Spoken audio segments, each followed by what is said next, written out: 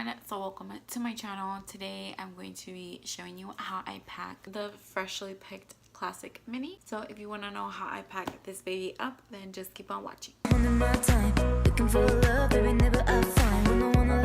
So if you haven't already seen my unboxing on this bag, I'll leave it linked down below so you can check it out. I go over all the features. As you guys already know, this is the freshly picked mini classic that they have in the Albany color. I have not actually used this bag. I literally just packed this up the way I would use it if I had gone out with the kiddos. One thing that I want to say is that the pocket on the inside is not stuffed all the way. I can fit a replay sippy cup in here, but honestly, I feel like the bottle pockets are gonna stretch out. I don't usually carry the sippy cups anyways. If that's something that you don't want to happen to your pockets, as long as you don't have the pocket full, you can fit a sippy cup in there. This side where the pocket on the inside is pretty full, you can fit one in there, but you're gonna have to like really shove it in there. So that is just a little quick review of the bottle pockets before I actually get into the rest of this packing video. In this front zipper pocket, I have a small set piece in Shoreline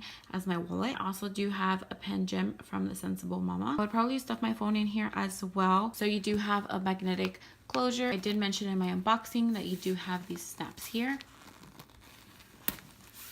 I will say I feel like these snaps don't open as easily as the original one that I have. This is what the inside of the bag looks like. You can definitely open up pretty wide. It does fit a large set piece in here.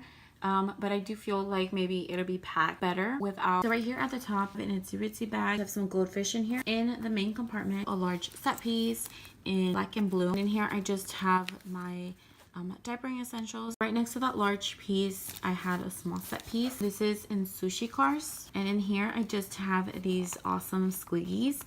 And you can get these at the Sensible Mama. I'll leave a link down below to them. My kids absolutely love them.